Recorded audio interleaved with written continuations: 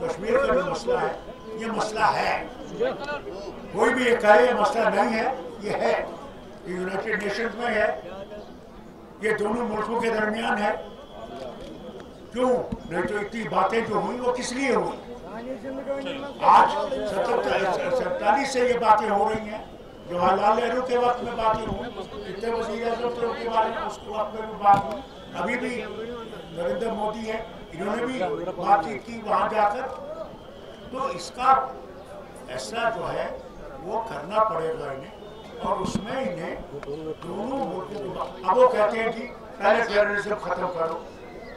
अब आज देखिए अफगानिस्तान का मसला हल हो रहा है, वहाँ गोलियां चल रही हैं, वहाँ तालिबान भी गोलियां चला रहे हैं, मगर तभी बातचीत हो रही है।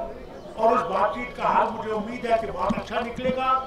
तो यहाँ वो पॉलिसी क्यों नहीं इख्तियार करती?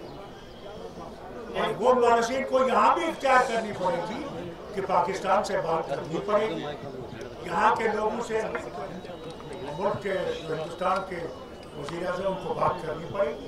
वहाँ पाकिस्तान के वज़ीर आज़म को जो उनके पास कश्मीर है उनके लीडरों से बात करनी पड़ेगी। फिर ये जो हिस्से हैं इनके लीडरों को बात करनी पड़ेगी आपस में कि ऐसा हल निकले जिसमें न हिंदुस्तान ये समझे कि हम हार गए, न पाकिस्तान ये समझे वो हार गए, न जम्मू कश्मीर लद्दाख का अवाम ये समझे कि हम हार गए। सबसे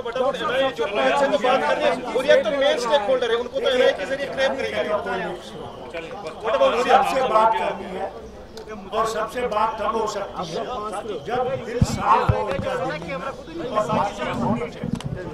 सभा से बातचीत नहीं होगी, प्यार से बातचीत।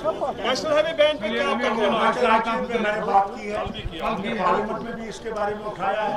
आज मैंने अजीब बयान देखा जो डिप्टी कमिश्नर साहब ने दिया है कि यहाँ कोई बैन नहीं है। अरे यार क्या झूठ बोलते हो, और किन के सामने झूठ बोलते हो? मैंने खुद देखा है जब मैं नेशनल हाईवे पे गया, कितनी जगह लोगों को रोका जा रहा है, और कैसे रोके जा रहे हैं। क्या है, नेशनल हाईवे सबके लिए, रोकना नहीं चाहिए। ये गलत कानून है और इसको बंद करना चाहिए। और मैं डिप्टी कमिश्नर साहब से कहूँगा, मेहरबानी करके बयान जब देते हैं तो सच्चाई लोगों के सामने रखिए, और सच्चाई के बगैर वो चलेगा नहीं।